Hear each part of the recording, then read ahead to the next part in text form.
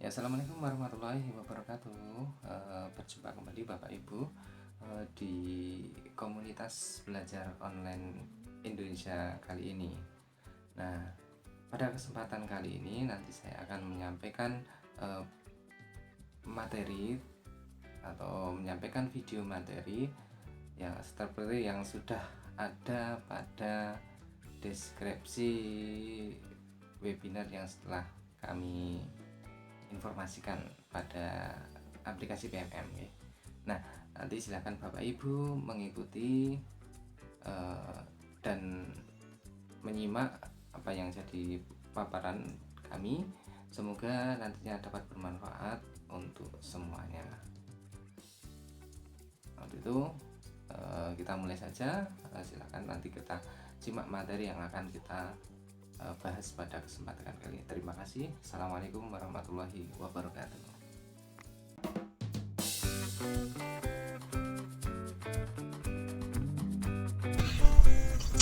Pertama, kita harus masuk ke platform Merdeka Mengajar atau PMM. Untuk langkahnya bagaimana masuk ke PMM, saya pikir tidak perlu saya ajari karena pasti Bapak Ibu Sobat Pembelajar sudah paham semuanya. Oke, kalau sudah kita masuk pada PMM, maka nanti klik saja pengelolaan kinerja dan menunya di mana pasti Sobat Pembelajar sudah tahu semuanya. Nah, kalau sudah diklik pengelolaan kinerja, maka yang kita lihat adalah tampilan seperti ini.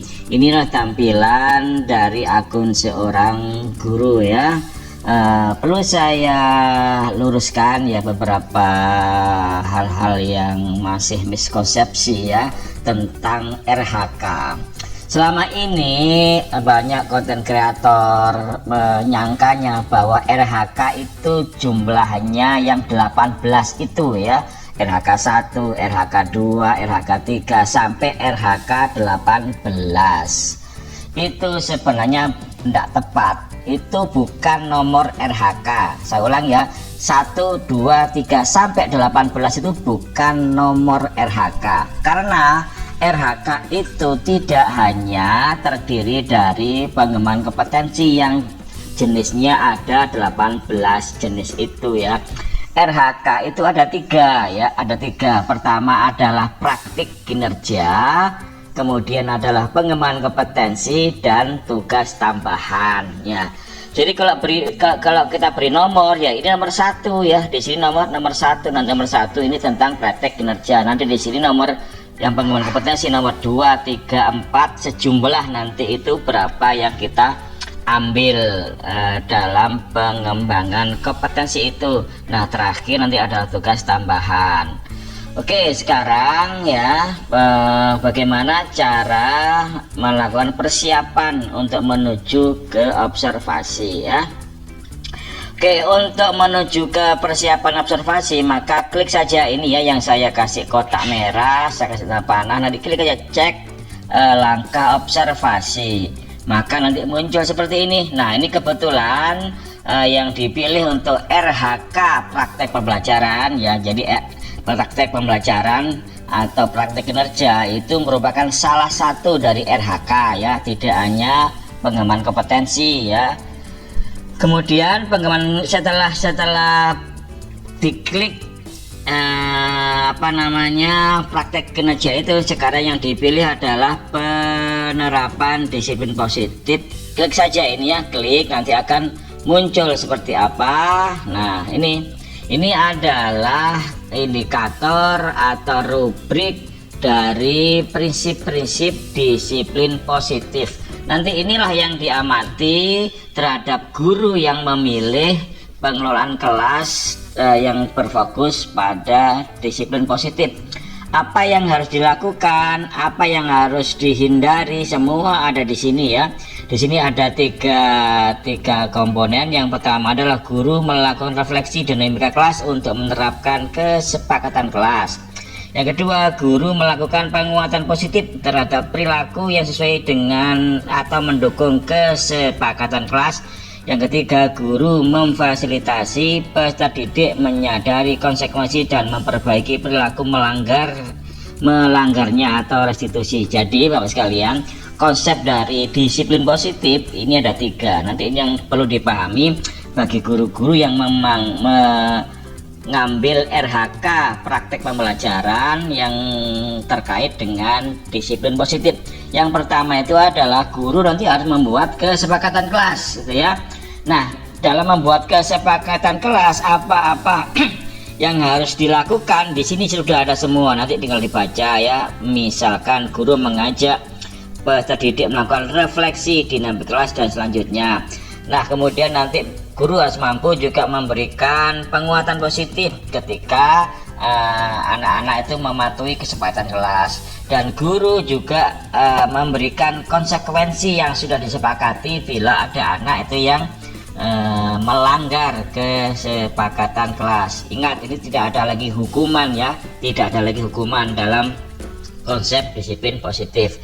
Oke, nanti kalau sudah dianggap mengerti, sudah dibaca oleh guru yang bersangkutan, maka klik di sini, saya sudah mengerti. Nah, kalau sudah maka lanjut seperti ini ya. Nah, nanti Bapak Ibu akan diminta untuk mengunggah dokumen. Nah, dokumen ini cukup adalah RPP yang satu saja yang berkaitan dengan praktek pembelajaran yang diobservasi, yang hanya satu pertemuan. Jadi tidak semua RPP satu bundel satu semester tidak perlu diunggah di sini. Nah, RPP-nya pun boleh cukup hanya 3 komponen, tidak harus RPP itu berlembar-lembar. Ini juga sering salah paham. Jadi RPP atau modul ajar ya, boleh RPP boleh modul ajar, itu hanya sekedar nama ya, itu konsepnya sama ya. Jadi RPP atau modul ajar ini boleh yang hanya 3 lembar. Nah, nanti ini karena terkait dengan disiplin positif, maka nanti itu integrasikan langkah-langkah disiplin positif itu ke dalam RPP atau modul ajar yang kita buat. Oke, setelah itu ketika kita sudah mempunyai RPP, maka klik isi dokumen ya, klik saja.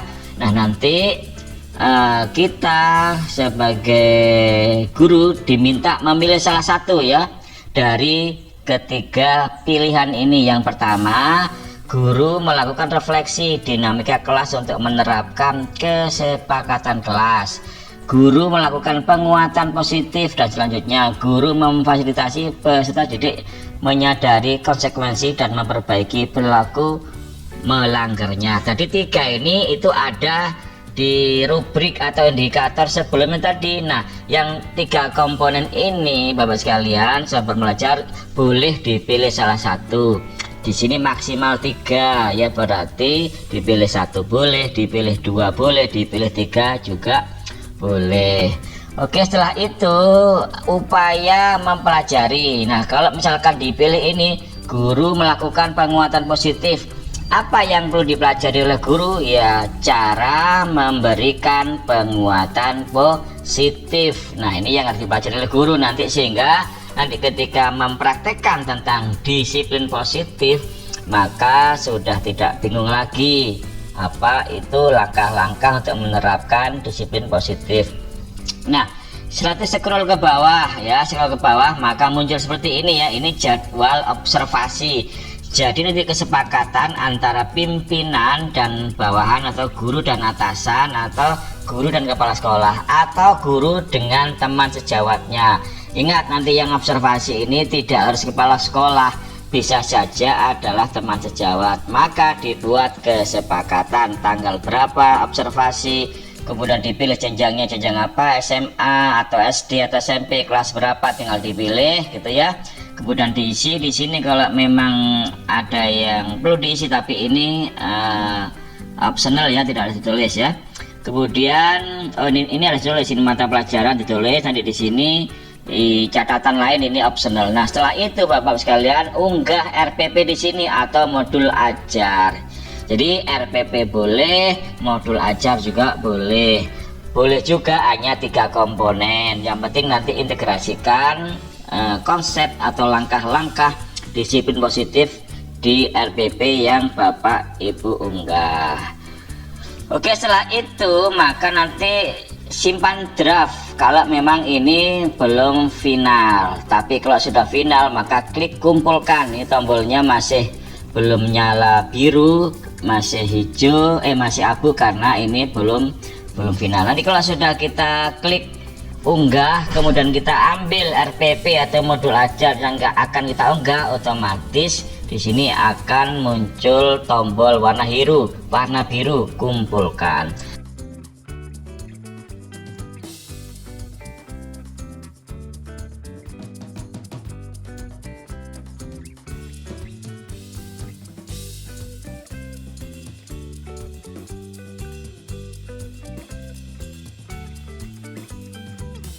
Seperti biasa, cari menu pengelolaan kinerja. Nah, setelah itu di sini perhatikan ada 3 buah form atau 3 buah tempat untuk mengumpulkan bukti dukung. Yang pertama adalah bukti dukung untuk observasi praktek kinerja, yang kedua adalah bukti dukung untuk pengembangan kompetensi, dan yang terakhir adalah bukti dukung untuk tugas tambahan. Nah, untuk yang observasi praktek kinerja itu sudah saya buatkan tutorial sebelum ini. Nah, sekarang kita akan mencoba untuk mengumpulkan bukti dukung pengembangan kompetensi. Jadi kalau sobat belajar sekalian sudah mendapatkan beberapa bukti dukung pengembangan kompetensi, misalkan sertifikat, maka boleh diunggah ya. Kita klik mana? Klik saja ini, kumpulkan. Nah, di sini ada beberapa pengembangan kompetensi yang diambil. Di sini poinnya adalah 32 ya, perhatikan. Dimana untuk nomor 1, meningkatnya kompetensi melalui peran sebagai pelatihan mandiri sesuai model kompetensi guru, kepala sekolah, dan atau pengawas sekolah.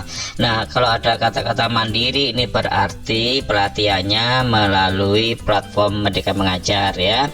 Maka klik saja kumpulkan. Nah, maka jenisnya adalah topik ya. Jadi sertifikat topik 1, sertifikat topik 2. Ini misalkan kita ini sudah mendapatkan sertifikat ya, maka kita klik saja unggah. Kemudian bisa melalui laptop atau melalui link bukti karya, misalkan lewat laptop. Nah, ini misalkan adalah sertifikatnya ya. Ini hanya kita coba-coba aja. Misalkan ini adalah sertifikatnya, kemudian unggah. Perhatikan, sebelum dua-duanya diunggah maka ini belum bisa dikumpulkan ya. Jadi yang perlu diperhatikan ketika kita mentargetkan 2 buah kegiatan, dalam ini adalah 2 buah kegiatan pelatihan mandiri, maka kedua sertifikat itu dua-duanya harus sudah diperoleh baru bisa dikumpulkan. Oke, ini yang kedua ya. Yang kedua kita ambil dari unggah dokumen, kemudian misalkan ini adalah sertifikatnya. Nah, sekarang kalau kita mau yakin apakah yang kita unggah ini sudah benar atau belum, maka kita klik cek ya. Kita coba klik cek. Nah, ini ternyata ini bukan ya. Ini ternyata ini bukan, maka bisa kita close, nanti kita ganti ya. Ini pura-pura salah gitu kan. Kemudian kita coba yang ini. Nah, ini juga bukan sertifikat ya ternyata, maka ini bisa kita close, maka nanti ganti sertifikat yang benar. Nanti kalau sudah dua-duanya benar, kita cek, maka kita tinggal klik kumpulkan gitu kan. Maka klik kumpulkan kalau memang sudah yakin ya. Kalau tidak yakin maka simpan draft ya, simpan draft. Nanti kita bisa kumpulkan kapan-kapan. Tapi kalau ini masih salah ya jangan disimpan, close saja. Kemudian kita tidak jadi ngumpulkan, maka kita back ya, otomatis yang tadi itu hilang ya. Nah kita coba, nah tadi hilang ya kalau kita tidak simpan dalam bentuk draft. Oke, jadi untuk mengumpulkan sertifikat atau bukti dukung yang lain, bila ada 2 buah kegiatan, maka dua-duanya itu harus sudah ada sertifikatnya, baru bisa kita kumpulkan. Saya akhiri sampai di sini, mudah-mudahan bermanfaat. Assalamualaikum warahmatullahi wabarakatuh.